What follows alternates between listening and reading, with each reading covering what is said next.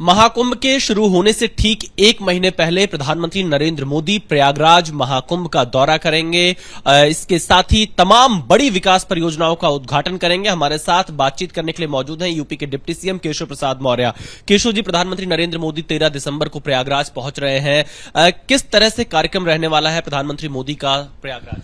देखिए, माननीय प्रधानमंत्री जी का आगमन 2019 के अर्धकुंभ में भी हुआ था और वह अद्भुत, अलौकिक और एकदम आह्लादित करने वाला दृश्य मुझे आज भी याद है।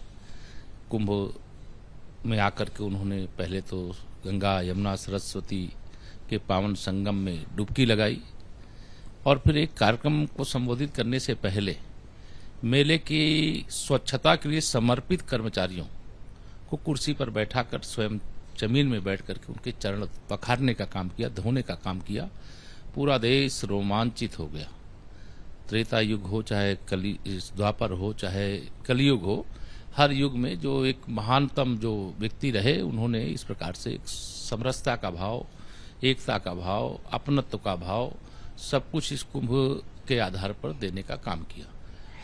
13 तारीख को प्रधानमंत्री जी का आगमन यह कुंभ की दृष्टि से भी, उत्तर प्रदेश की दृष्टि से भी, प्रयागराज की दृष्टि से भी बहुत सुखद दिन होगा और वह 13 तारीख कल आ गई है। मैं भी यहाँ कल प्रधानमंत्री जी के कार्यक्रम में ही शामिल होने के लिए आया भी हूँ और कुंभ को लेकर के 6000 करोड़ से अधिक की परियोजनाएं, वह कुंभ में आने वाले यात्रियों की सब तमाम सुविधाओं के दृष्टिकोण से जो तैयार की गई हैं।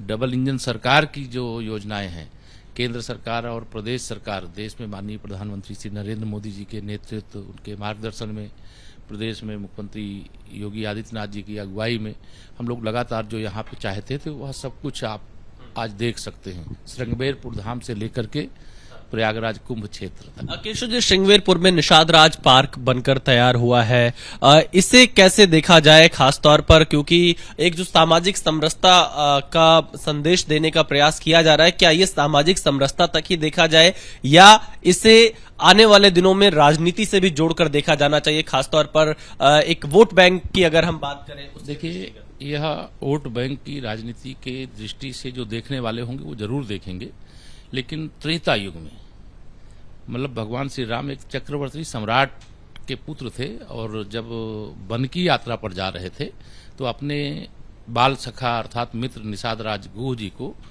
मिले और गले लगाया। अगर वो गले लगाने वाली आज मैं वहां पे 51 फीट ऊंची प्रतिमा देख रहा हूं तो मैं भी आनंदित हूं, चूंकि 2014 का लोकसभा चुनाव इसी फूलपुर क्षेत्र से जब मैं लड़ा था तो श्रृंगेरपुर धाम अगर आपका जाना हुआ होगा तो आप वहां देखे होंगे कि आज वहां काफी कुछ विकसित, चाहे घाट हो 2014 से पहले नहीं था, चाहे वहां निषाद राज पार्क हो नहीं था, चाहे वहां रामायण मेला होता था लेकिन बहुत छोटे रूप में होता था, लेकिन आज सब बड़े रूप में हो रहा है। और मैं अपना सौभाग्य मानता हूं कि एक गिलहरी की भूमिका मुझे इस रूप में अदा करने का सौभाग्य मिला कि भगवान श्री राम अयोध्या से चले, श्रृंगेरपुर आए, नाव से गंगा मैया को पार किए थे, लेकिन आज वहां श्री राम वनगमन मार्ग अर्थात अयोध्या से चित्रकूट धाम तक का शानदार 4 लेन का मार्ग बन रहा है। गंगा जी में, यमुना जी में सेतु भी बन रहा है। तो आज एक बदला हुआ दृश्य है और हम सब लोग बहुत आह्लादित। केशव जी, एक महीने पहले प्रधानमंत्री का प्रयागराज आना, महाकुंभ में जो संगम का मेला क्षेत्र है वहां पर आकर लोगों को संबोधित करना, इतना एक महीने पहले आने का कोई विशेष कारण? देखिए, माननीय प्रधानमंत्री श्री नरेंद्र मोदी जी के बारे में मैं ये जानता हूं कि स्वतंत्र भारत के इतिहास को भी अगर खंगालेंगे और 2025 का जो कुंभ होने जा रहा है उसको देखेंगे तो पहली बार कोई प्रधानमंत्री गंगा मैया की पूजा करके, प्रयागराज तीर्थराज प्रयागराज की पूजा करके और कुंभ मेले के शुभारंभ के लिए आ रहे हैं। ये एक महीने पहले आना, क्योंकि मेला 10-15 दिन बाद पूरा बसना शुरू हो जाएगा, आना लोगों का शुरू हो जाएगा और 13 जनवरी से आप जानते हैं पौष पूर्णिमा के दिन से कल्पवासियों का एकदम यहाँ पर वास होना शुरू हो जाएगा। तो और 14 जनवरी को प्रथम जो स्नान होता है वह स्नान भी 14 जनवरी को पहला स्नान जोरदार ढंग से होने वाला है। तो 13 दिसंबर को प्रधानमंत्री जी का आना एक बहुत बड़ा संदेश है और पूरे दुनिया में और पूरे देश में प्रयागराज के कुंभ को लेकर के आकर्षण है। मुझे भी तेलुगु देशम तेलंगाना और आंध्र प्रदेश जाने का मौका मिला था, वहाँ के मुख्यमंत्रियों से, वहाँ के राज्यपालों से भेंट करके निमंत्रित करने का, तो उत्साह बहुत है। केशव जी, कुंभ से अलग हटकर राहुल गांधी हाथरस जा रहे हैं। 2020 के जो पीड़ित हैं उनके परिवार से मिलने के लिए क्या कहेंगे आप? देखिए, श्री राहुल गांधी जी की पोल खुल चुकी है। यह कांग्रेस फैमिली सत्ता वियोग में इतनी विचलित थी कि देश के दुश्मनों से हाथ मिला लिया। कभी चीन से चंदा लेने का आरोप लगता था, कब आज जॉर्ज सोरोस के साथ उनका रिश्ता उजागर हो रहा है, तो वह सभापति जो राज्यसभा के हैं, उपराष्ट्रपति जी हैं, उनके खिलाफ अविश्वास प्रस्ताव लाना, और लगातार जो इनके पास जब मुद्दे नहीं होते तो ऐसे विषय उठाते हैं जिनका कोई मतलब नहीं। इतने पुराने केस में हाथरस जाने का क्या मामला है, जिसके दोषियों को सजा हो चुकी है, जिसमें कार्रवाई हो चुकी है, ये कांग्रेस का खोखलापन दर्शाता है। और श्री राहुल गांधी जी के अंदर कोई विजन नहीं है। कभी संभल, कभी हाथरस, कभी और कोई ऐसे विषय लेकर के आते हैं जिसमें देश श्री राहुल गांधी जी के प्रति, देश क्या कहूं मैं, कांग्रेस पार्टी का भरोसा भी श्री राहुल गांधी जी से उठ गया है।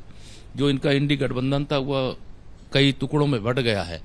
कोई इनको इंडी गठबंधन का नेता नहीं मानता, कोई ममता बनर्जी को कहता है नेता बना दो, अखिलेश यादव जी अपनी चाल चल रहे हैं, राहुल गांधी जी अपनी चाल चल रहे हैं।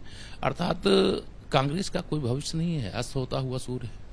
एक अंतिम सवाल केशव जी और है कि महाकुंभ के इस आयोजन को क्या 2027 के विधानसभा चुनाव से जोड़कर देखा जा सकता है कि इसकी सफलता जितनी रहेगी वो कहीं ना कहीं 27 में इसका असर दिखाई पड़ेगा? देखिए, जो कोई भी, चाहे प्रयागराज का कुंभ हो, चाहे अयोध्या में रामलला का भव्य मंदिर हो, चाहे बाबा विश्वनाथ जी का धाम हो, चाहे विंध्याचल माता का धाम हो, चाहे चित्रकूट धाम हो, चाहे अन्य तीर्थ स्थल हो, उन सारे स्थानों के विकास की परियोजनाएं चुनाव के दृष्टिकोण से तैयार नहीं की जाती हैं। ये मेरे प्रधानमंत्री जी का कहना है, विरासत भी विकास भी। तो विरासत भी विकास भी तो कैसे होगा? विरासत, ये सब हमारी विरासत है, और विकास, जब उस स्थान का कुछ विकास होता है तो रोजगार का अवसर है, और एक है तो सेफ है। ये मेरे प्रधानमंत्री जी का समरसता का संदेश है।